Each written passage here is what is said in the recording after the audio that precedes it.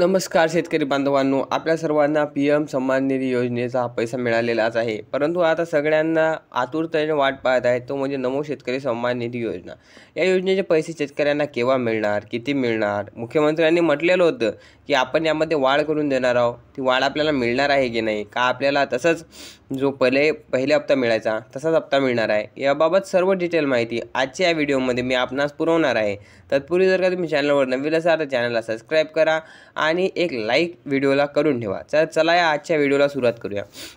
बघा मित्रांनो, तुमचे जर का बँकेचे काही कामं राहिलेले असतील, जसे की KYC, eKYC वगैरे वगैरे, बँकला आधार कार्ड लिंक करणं, ह्या सर्व गोष्टी व्यवस्थित करून ठेवा, जेणेकरून तुम्हाला भविष्यात कोणतीही अडीअडचण येणार नाही। कारण की काय होते मित्रांनो, खूप वेळा पैसे तर येतात परंतु ते शेतकऱ्यांच्या खात्यामध्ये पडत नाहीत। त्याच्या मागचं मुख्य कारण असते की त्यांचे जे बँकेचे कामं आहेत हे पूर्णपणे झालेले नसतात, म्हणजेच त्यांची जी KYC आहे ही अपूर्ण झालेली असते, किंवा मग आधार कार्ड जे आहे हे बँकेला लिंक नसते। आणि तुम्हाला माहीत आहे, वर्षातून दोन वेळा ही KYC करावीच लागते।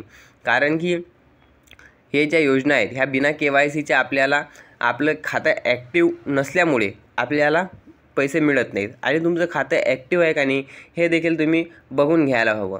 आणि आता आपण गोष्ट करूया की नमो शेतकरी सन्मान निधीचा जो योजना आहे याचे पैसे आपल्याला कधी मिळणार आहेत। तर बघा शेतकरी बांधवांनो, मुख्यमंत्री देवेंद्र फडणवीस साहेबांनी तर असं म्हटलेलं होतं की ज्या वेळेस PMचे पैसे आपल्या खात्यात येतील त्याच वेळेस आम्ही नमोचे पैसे देखील शेतकऱ्यांच्या खात्यात पाठवून देणार आहोत।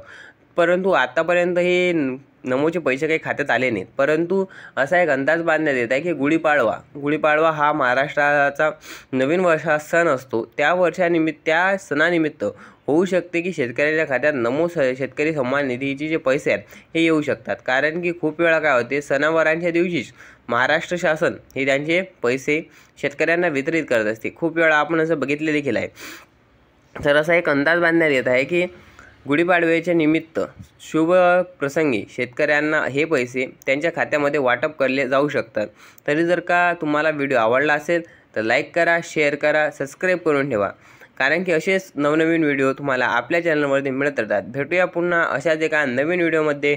तोपर्यंत जय हिंद, जय महाराष्ट्र।